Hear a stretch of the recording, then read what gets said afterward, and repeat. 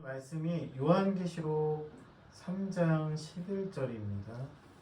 요한계시록 3장 11절이요. 한 목소리로 다 같이 봉독하시겠습니다. 내가 속히 오리니 내가 가진 것을 굳게 잡아 아무도 내 면류관을 빼앗지 못하게 하라. 아멘. 아멘. 할렐루야. 아멘. 주일은 하늘문이 활짝 열리고 우리 마음문도 활짝 열려서 주님께서 복을 부어주시는 축제의 날입니다. 아멘. 오늘은 멈추지 않는 축복, 멈추지 않는 축복이라는 제목으로 말씀을 함께 나누고자 합니다. 여러분은 지금까지 살아오시면서 상을 받아보신 경험 있으세요? 학창 시절이라든지 어떤 상을 받으셨나요? 개근상. 개근상이 제일 좋은 상이죠. 그런데 어린 시절 보면 학교에서 이제 상을 받아가지고 그걸 이제 너무 기뻐가지고 자랑하고 싶어서 부모님께 그 부모님께 갖다 드리면 부모님은 저보다도 더 기뻐하셨던 것 같아요. 어떤 상이든 그게 뭐 작은 상이든 큰 상이든 그렇잖아요, 그죠? 그런데 보통 상들은 우리가 이 땅에서 받는 상들은 내가 열심히 해가지고 또 누군가와 경쟁해서 내가 좀 잘했을 때 이 상을 받잖아요, 그죠? 그런데 좀 특별한 상이 하나 있습니다. 이 상은 물론 내가 노력을 해야 되죠. 그런데 노력도 노력이지만 이미 나를 위해서 준비가 되어 있는 상이 있습니다. 그래서 나를 위해서 준비가 되어 있어서 내가 그 수준에 도달하기를 기다리고 있는 상이 있어요. 지금 이미 다 만들어져 있는 상입니다. 그래서 나에게 주려고 예비된 그런 상, 여러분 들어보신 적 있습니까? 바로 하나님께서 우리에게 주시고자 하는 상이죠. 제가 최근에 축복에 너무 감동이 되어가지고 계속 축복 설교만 하고 있습니다. 그래서 저는 앞으로 축복 설교만 하다가 천국 가려고 결심을 했습니다. 이게 성경을 축복의 관점으로 보니까 축복 아닌 것이 없더라고요. 그러니까 멈추지 않는 축복이 되더라고요. 끊임없는 축복. 오늘도 그 연장선상에서 제가 축복을 여러분과 함께 나누고자 합니다. 제가 예전에 제 신앙적인 수준이 한참 낮았을 때 그리고 제 일상생활 속에서 여러 가지 것들을 좀 힘겹게 견뎌내고 버텨내고 이겨내고 있을 때 이 면류관이라는 이 요한계시록이 참 특별한 책이잖아요. 근데 장차 오실 예수님에 대해서 이제 얘기해 주시면서 우리가 저 천국에서 받을 면류관에 대해서 말씀을 하는 것을 들었는데 그 말씀을 듣는데 제가 면류관을 주는구나. 나를 위한 면류관이 있구나. 그런데 그때는 제 자신이 너무 힘겹게 버텨나가는 중이라서 제 모습을 보니까 아이고 나는 면류관을 고사하고 칭찬받기도 틀렸다. 제가 너무 못하고 있는 것 같이 느껴지더라고요. 야, 면류관은 잘하고 능력 있고 실력 있고 그런 배경 좋고 그런 사람들이 받는 건가 보다.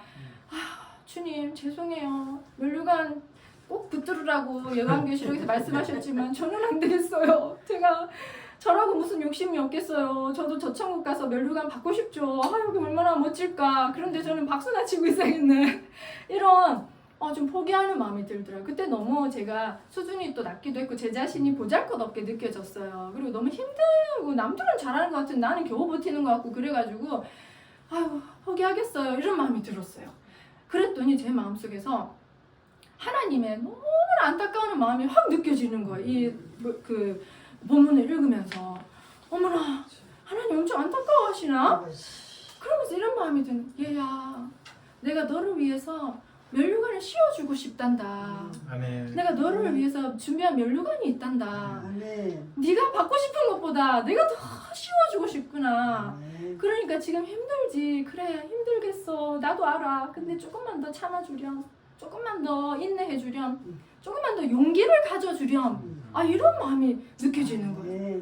그래 제가 내가 받고 싶은 것보다 더 주기를 원하시다니. 나는 내가 잘해야만이 받는 줄 알았더니만 아버지께서 이 녀석 언제 오나 내가 꼭 씌워줘야지 이런 기다리고 있다는 그 마음이 느껴지니까 제가 마음을 싹 바꿔버렸잖아요. 그리고 내가 속히 오리니 네가 가진 것을 굳게 잡아 아무도 너의 면류관을 빼앗지 못하게 하라. 이 말이 무겁고 뭐 이렇게 힘든 말로 느껴지는 게 아니라 아이고 맞아 상 받았을 때 부모님이 더 기뻐하셨지.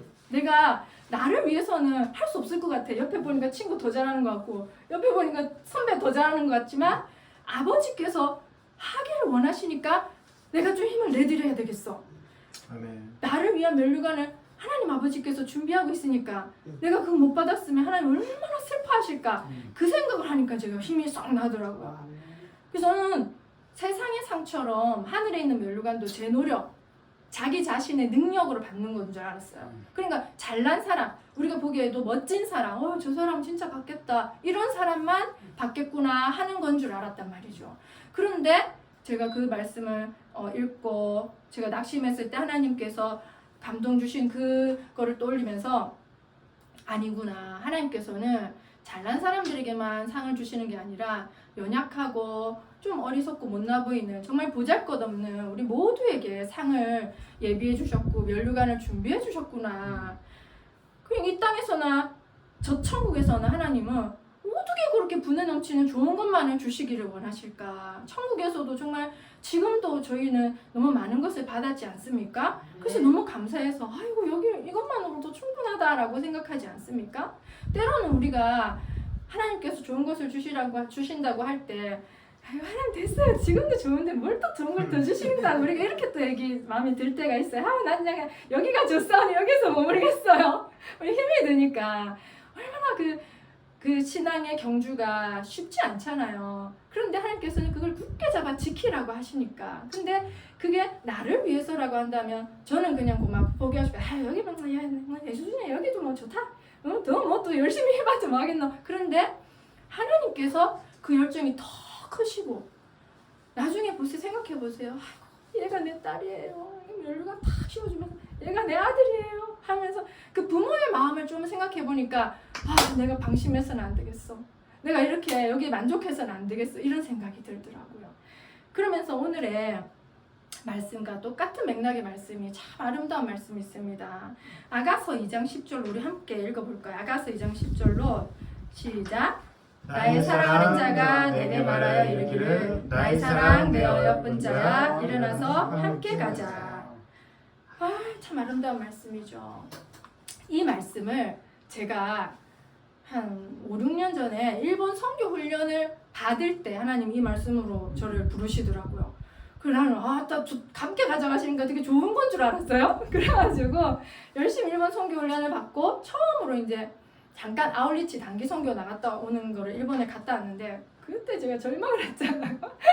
저는 부산 출신에다가 다혈질에다가 목소리도 엄청 크고 우리 보통 경상도 사람들은 이게 겉과 속이 비슷해요. 그래가지고 너무 좋은 것도 확 티나고 안 좋은 것도 확 티나고 뒤끝은 없대. 그럼 뭐야 상대방 상처받았는데 좀 그런 스타일의 성격을 사람이 많더라고요. 그런 제가 딱 그런 전형적인 그런 사람이었어요. 그런데 일본을 갔더니 아니 좋다는 거야 싫다는 거야? 그리고 되게 냉정하더라고요. 사람들이 마음의 문을 열지를 않아. 그리고 제가 막 크게 웃었더니 저를 좀 이상하게 바라보는 것 같기도 하고. 그래 제가 일본을 갔다 와서 그 사람들의 냉정함과 또 겉과 속을 알 수 없는 그 부분과 또 일본은 지금 선진국이잖아요. 그런데 우리나라는 경제적인 수준은 올라있지만 이 정신적인 수준에서 아직 선진국으로 가기에는 조금 아직 못 미쳤잖아요. 그러니까 그 사람들이 우리를 봤을 때 조금 저를 무시하는 듯한 그 태도가 저는 너무 힘이 들더라고요. 그래서 일본을 갔다 올 때마다 제가 엉엉 울었어요. 내가 이렇게 무시를 당하고 이렇게 해야 되나. 그래서 주님한테 따졌어요. 아버지 왜 저를 일본에 가라고 해가지고 내가 한국에서는 이렇게 그래도 무시를 안 당하고 사는데 내가 그래도 배울 만큼 배웠는데 이럴 수가 있나. 아버지 나 일본 가기 싫어요. 그리고 제 성격을 제 성격 좀 보세요. 일본하고 안 맞아. 일본 사람들이 저를 깜짝깜짝 놀라더라고요. 아버지 보낼 만한 사람을 보내셔야죠. 그래 제가 막 서운해지더라고요. 좀 원망이 되고 그리고 이런 생각까지 또 드는 거예요. 아이고 누구는 공주처럼 예쁘게만 살던데 어떤 누구 자매는 공주처럼 예쁘게만 살던데 나는 무슨 무술인가? 나는 한영가? 나는 맨날 부려먹고 힘든 데나 가라 그러고 난 잡초인가 봐. 하나님 너무하시다. 어떻게 나를 이렇게 부려먹나? 그래서 제가 이제 그런 저의 상처죠. 어린 시절 받았던 상처죠. 그렇게 저는 곱게 크지 않았거든요. 저희 고등학교 선생님이 하신다는 말씀이 저희 친구랑 저랑 이렇게 앉혀놓고서는 너희들은 잡초 같아 이러는 거예요. 여학생 보고 야생화도 아니고 그래갖고 왜요? 이랬더니 생명력이 강하다는 거예요. 어디서든 살아남을 것 같대. 아 근데 여고생이 조금 꽃이라는 소리 듣고 싶지 무슨 잡초예요. 근데 뭐 그랬으니까 제가 아주 생활력이 강했어요. 그랬더니 하나님께도 그게 서운해지더라고요. 아유 나도 좀 공주처럼 살고 싶은데. 그래서 그게 좀 제가 삐졌어요 그때. 그래 안 가겠다고 얼마나 저는 안 가겠다고. 하나님이 더 사랑하는 그 딸 보내세요. 내가 막 그랬어요.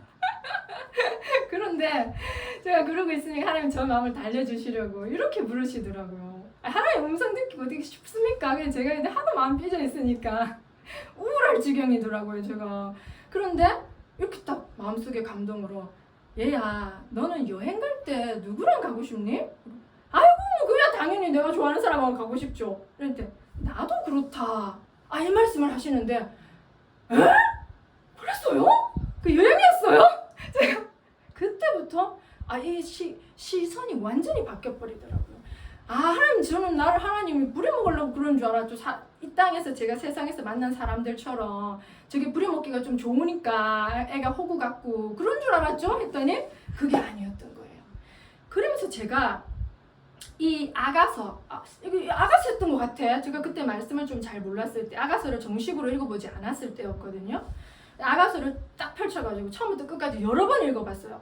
그랬더니 너무나 놀라운 걸 발견하지 않았겠어요. 제가 하나님 오해도 너무 오해했더라고요. 우리 아가서 2장 11절로 13절을 함께 읽어보시겠습니다. 2장 11절로 13절 시작.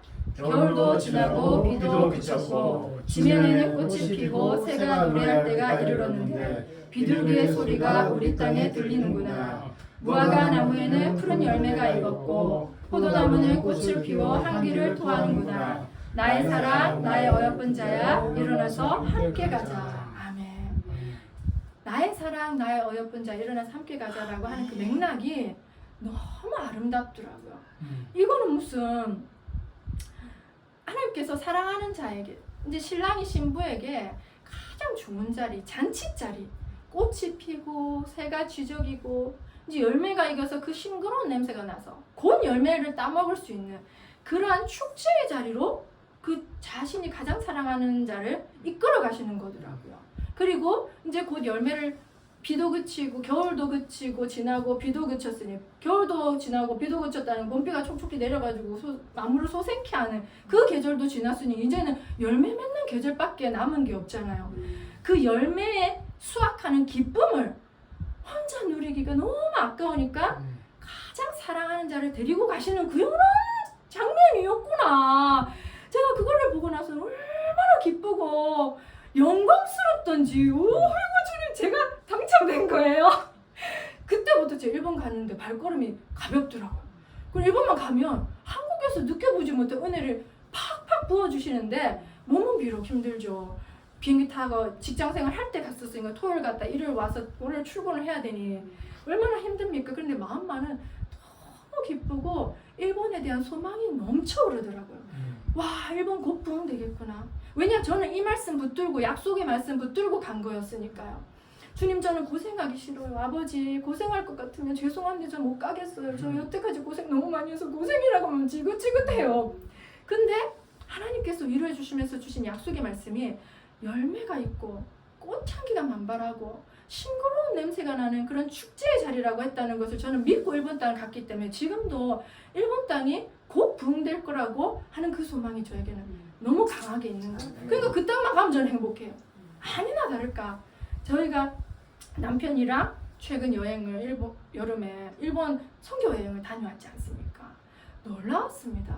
저희 그 시부모님께서 김남현 목사님, 강평환 목사님께서 심우하셨던 개척하셨던 그런 카스카베 교회도 아니 아버지가 개척한 교회를 아들이 가서 다시 거기서 함께 예배드린다는 게 놀라운 감격 아니겠습니까? 예전에 우리 한국에 조선 땅에 그 미국에서 영국에서 선교사님들 오셨을 때 죽었잖아요. 순교해버렸잖아요. 하시다가 근데 그 자식들이 조선을 싫어하는 게 아니라 그 자식들이 대를 이어서 다시 한국에 와가지고 선교를 했다는 소식이 얼마나 감동이 됐던지 저는 그 생각이 나더라고요. 아버지 우리 부부에게 이런 축복을 허락해 주시다니 너무 감사합니다. 일본 땅에 가기만 하면 저는 행복한 거예요. 요즘에 그런 땅이었습니다. 하나님께서는 그 자를 초청하실 때 그 고생하는 자리로 부르시는 것이 아니라 가장 좋은 자리, 가장 기쁜 자리로 잔치의 자리로 초청하신다는 것을 그때 제 마음에 가슴 깊이 깨닫게 되었다는 거 아니겠습니까? 사랑하는 여러분, 하나님께서는 우리 모두에게 여러분에게 빛나는 면류관을 씌워주고 싶으시잖아요. 면류관뿐만 아니라 이러한 영원한 기쁨의 자리로 함께 가자고 늘 초청하시잖아요. 그래서 정말 보잘것없는 엑스트라 같은 우리들을 그 기쁨의 자리에 주인공으로 초청해 주지. 하나님 옆에 가면 주인공이죠. 뭐 주인공 옆에 가는데 주인공이죠. 그죠? 그때부터 저의 태도가 완전히 달라졌잖아요. 그래서 제가 하나님 저 면류관 포기할래. 그건 제 것이 아닌 것 같아요. 라고 했던 제가 제가 아버지를 위해서 면류관 받아 써드릴게요. 그런데 제 모습을 보니 너무 부족해요. 그러니까 하나님 많이 도와주셔야 돼요. 좀 도와주세요. 그러니까 제가 계속 도와달라고 하는 거예요. 지혜 주세요. 아버지 능력 주세요. 제가 하고 싶어요. 이게 그 목표가 달라지더라고요. 나를 위해서 받는 것에서는 힘이 빠졌지만 하나님을 위해서 받아들인다 생각하니까 이거는 뭐 달려가야 돼. 꼭 달려가야 돼. 그리고 하나님 저 고생하는 자리 싫어요. 하나님 혼자 가세요. 라고 했던 제가 아버지 주님께서 가시는 곳 제가 어디든지 따라갑니다. 이렇게 졸졸 갈게요. 그런데 아버지 뱁새가 항새 따라가려면 가랑이 찢어지죠. 주님 수준이 너무 높으셔가지고 제가 중요하게 안 생각하는 것도 중요하게 생각하시고 제가 못 가는 자리도 가시니까 제가 수준 업그레이드 할게요. 제가 그런데 가랑이 찢어질 것 같으니까 성장통 때문에 소리는 낼 거예요. 주님 그거는 불평하는 소리는 아니에요. 저를 도와주세요. 제가 성장하도록 주님 힘 팍팍 주세요. 제가 이렇게 기도가 바뀌고 제 태도가 바뀌고 이렇게 좀 힘이 생기더라고요. 그러니까 오뚜기 정신이 생기는 거예요. 너무 좋아. 실패한 것 같아. 내가 오늘 졌네. 다음 날은 또 밤사이에 주님께서 힘을 주시더라고 신기하게. 그게 일어날 때 제가 일어난 줄 알았어요. 근데 하나님께서 힘을 주셨기 때문에 제가 오뚜기처럼 또 벌떡 일어나요. 다음 날 또 열심히 또 살아요. 그렇게 제 태도가 바뀌어서 여기까지 온 거 아니겠습니까? 우리 에베소서 4장 13절로 함께 읽어봅시다. 에베소서 4장 13절로 시작. 우리가 다 하나님의 아들을 믿는 것과 아는 일에 하나가 되어 온전한 사람을 이루어 그리스도의 장성한 분량까지 충만한 데까지 이르리니. 아멘. 그리스도의 장성한 분량이 충만한 데까지 이르리니. 아멘. 사도 바울은 그 에베소 성도들에게 너희들이 믿은 지가 아직 또 고린도 전후세도 썼잖아요. 너희들이 믿은 지가 한참인데 아직도 젖먹는 어린아이 같은 수준이면 어떡하냐. 그리스도의 장성한 분량까지 자라가야지 라고 계속해서 권면합니다. 근데 왜 우리를 이렇게 하나님께서는 그리스도의 장성한 분량, 그러니까 곧 예수님처럼 그 수준까지 성장하라 이 뜻이잖아요. 그 이유는 우리에게 최고의 축복, 영원한 축복을 주시기 위해서죠. 이 말씀은 절대로 무겁고 힘든 말씀이 아니라 최고의 축복을 주시기 위해서 예수님이 받으신 영원한 축복을 주시기 위해서 우리에게 이렇게 하시는 거구나. 예수님이 첫 열매가 되시고 우리는 그 다음에 줄줄이 달리는 열매잖아요. 그러니까 유치원이 받는 상 다르고 초등학생이 받는 상 다르고 대학생이 받는 상 다른데 뭐 쭈쭈나 빨고 있는 갓난아이 같은 신앙인과 좀 대학생처럼 의젓해가지고 이렇게 하는 신앙인이 받는 면류관은 당연히 다르겠죠. 하나님은 우리에게 이왕이면 이렇게 딱 대학생이 받는 그런 좋은 거 면류관을 씌워주고 싶으신 거죠. 그 영원하잖아요. 천국에서는 그게 받은 게 영원한데 모를 수도 없고. 그러니까 이 땅에서 얘들아 너희들이 열심히 좀 해봐. 응? 내가 상 주고 싶잖아. 자 내가 힘 줄게. 아니 힘 준다는데 그것도 안 받으면 안 되죠. 그래서 이 땅에서 우리가 이런 저런 힘든 일, 고난을 겪는 것도 다 축복받기 위해서 성장하는 성장의 과정인 줄 믿으시기 축복합니다. 네. 제가 또 에피소드가 있었어요. 이 설교를 하려고 그랬는지 딱 이번 주는 얼마나 그렇게 힘들었는지 아니 무슨 2학기 돼서 애들이 왜 이렇게 힘든지 모르겠어요. 제가 좀 뭐 이렇게 부족해서 그런가? 어쨌든 제가 특별히 이번 주는 너무 힘이 들더라고요. 이거는 뭐 기도를 했고 제가 내게 능력 주시는 자리에서 내가 모든 것을 할 수 있습니다를 한 100번 1000번 외운 것 같아요. 한 이번 주 동안 그 정도로 제가 힘들었어요.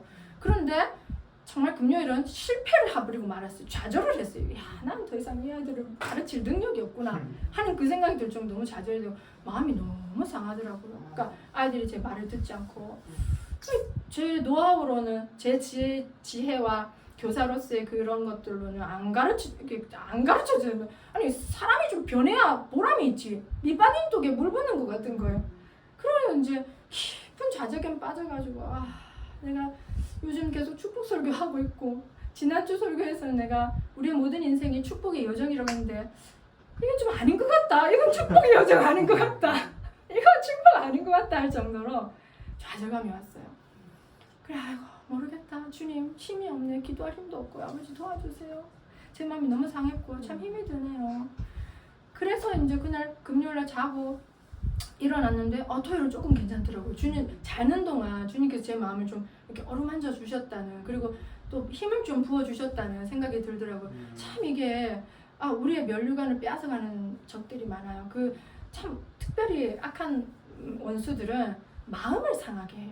근데 그 마음 상하는 게 여러분 정말 나쁜 거예요. 우리가 행동으로나 말로나 남의 마음 상하게 하는 거 그거 정말 큰 죄예요. 왜 제가 깨달았냐면 생명의 근원이 마음에서 나니까 사람이 마음이 팍 상해버리니까 살기가 싫어. 이렇게 일어나기가 싫어. 그러니까 이 마음이 상하는 거는 굉장히 위험하고 참 마음을 지키는 게 중요하다는 거를 제가 깨달았잖아요. 마음이 상해버리니까 이 몸이 안 일으켜져요. 이렇게. 그런데 이제 그러면서 이제 어떤 아동 교육 전문 교수님 동영상을 제가 봤어요. 그랬는데 이제 그 교수님 동영상을 보다가 제가 깨달음이 왔어요. 우리 애들을 어떻게 가르칠 것인가 교수님 동영상을 보다가 제가 위로를 받았다는 거 아니겠습니까? 그 교수님이 이렇게 말하는 거예요. 보통 부모들이 아이들이 자라나고 할 때 좌절되는 경험을 안 하기를 바라고 없는 게 좋다고 생각해서 아이들이 좀 꽃길만 걷게끔 이렇게 해주잖아요. 근데 그게 굉장히 아이들에게 안 좋다고 하는 겁니다. 그런데 그 교수님이 하시는 말씀이 좌절의 경험은 성장하는데 아이가 성장하는데 반드시 필요하다고 하더라고요. 와, 내가 그 말 듣고요. 얼마나 위로가 됐는지 몰라요. 그 좌절됐을 때 얼마나 사람이 낙심돼요. 아무것도 하고 싶지 않고 자기 자신이 바보 같잖아요. 그때는 긴장감도 엄청 높고 두려움도 엄청 높대요. 근데 이제 이렇게 팍 높아지잖아요. 그런데 이제 그게 완만하게 떨어질 때가 있대요. 그 완만하게 떨어지기 시작할 때 급성장이 일어난대요. 어떠냐면 사람은 살기 위해서 내가 왜 실패를 했지? 내가 왜 좌절을 겪었지? 이런 생각을 한대요. 그리고 우리 뇌가 분석을 하기 시작한대요. 그러면서 다시는 실패하지 않을 방법을 찾아내버린대요. 그러니 폭풍 성장을 할 수밖에. 그러니까 아이들이 수학 문제를 풀거나 학교에서 뭔가를 하거나 뭔가를 할 때 좌절된 경험이 반드시 필요하대요. 그때 긴장감이 있으니까 인간이 살아남기 위해서 긴장감을 사용을 하는 거겠죠.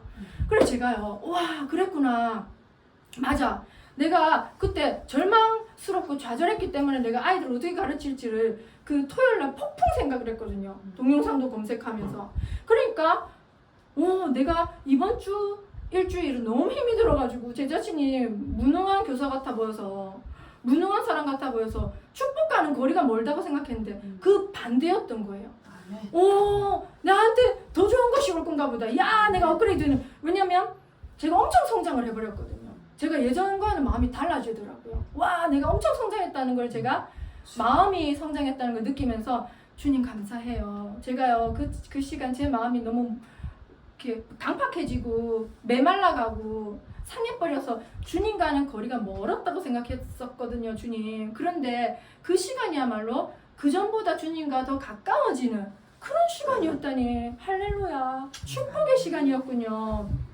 이걸 깨달았다는 거 아니겠습니까? 그래서 제가 마음이 다시 개운했어요. 물론 그 남아있는 후유증들은 제가 주님 안에서 주님의 사랑으로 다시 회복해야 될 부분이지만 마음만은 용기가 생기더라고요. 이야, 이거는 저주인 줄 알았더니 아니었구나. 내가 그리스도의 장성한 분량으로 성장하는 그 과정이었구나. 할렐루야. 그런 생각이 들면서 소망이 확 다시 생기더라고요. 아유, 내 멜로가 없어. 어디가 휙 날아간 줄 알았더니 여전히 있었구나. 아버지 감사합니다. 그래서 우리 사도 바울 선생님도 이렇게 말씀을 하시잖아요. 우리 빌립보서 마지막으로 3장 12절로 14절 함께 읽어보겠습니다. 시작. 내가 이미 얻었다 함도 아니요 온전히 이루었다 함도 아니라 오직 내가 그리스도 예수께 잡힌 바 된 그것을 잡으려고 달려가노라. 형제들아, 나는 아직 내가 잡은 줄로 여기지 아니하고 오직 한 일 즉 뒤에 있는 것은 잊어버리고 앞에 있는 것을 잡으려고 표대를 향하여 그리스도 예수 안에서 하나님이 위에서 부르신 부름의 상을 위하여 달려가노라. 아멘. 오늘도 축복의 여정을 함께 걸어가고 계신 귀중한 여러분, 우리 예수님이 곧 오시잖아요. 언제 오실지 우리는 알 수 없지만 곧 오신다는 사실만 분명하잖아요. 그때 예수님께서 우리에게 씌워주실 그 면류관을 우리가 생각하면서 우리를 너무나 기다리시는, 우리가 예수 그리스도의 장성한 분량으로까지 성장하기를 고대하시고 우리에게 힘 주시는 그분을 바라보면서 나 때문에는 못 가겠지만 하나님 때문에는, 나를 사랑하시는 그 하나님 때문에는 그 가겠다는 그 마음으로 이번 주간도 기쁜 마음으로 사도 바울 선생님처럼 우리가 달려가는 저와 여러분이 되시기를 축복합니다. 기도하겠습니다. 주님 감사합니다. 오늘 이렇게 또 귀한 말씀 주시니 감사합니다. 아버지, 우리를 구원해 주신 것만으로도 부족해서 우리에게 저 천국에서 면류관을 씌워주시겠다고 하시니 얼마나 황송하고 감사한지요. 아버지, 저희가 비록 부족하나 그 부족함과 연약함을 너무나 잘 아시는 주님께서 때때마다 지혜를 주시고 힘을 주시고 도울 자를 붙여주셔서 우리가 이 경주를 정말 다 완주하게 하실 줄 믿습니다. 성령님, 우리 안에 계신 성령님, 날마다 우리를 도와주십시오. 힘 더하여 주십시오. 말세에 부어주시기로 한 그 성령 충만함으로 우리 모두에게 부어주셔서 우리가 이 경주를 사도 바울 선생님처럼 잘 완주하고 마침내는 주님께 영광의 면류관을 받아 쓰는 영원한 축복의 사람 다 될 수 있도록 축복하여 주시옵소서. 감사를 드리며 우리 구주 예수님의 이름으로 기도드립니다. 아멘.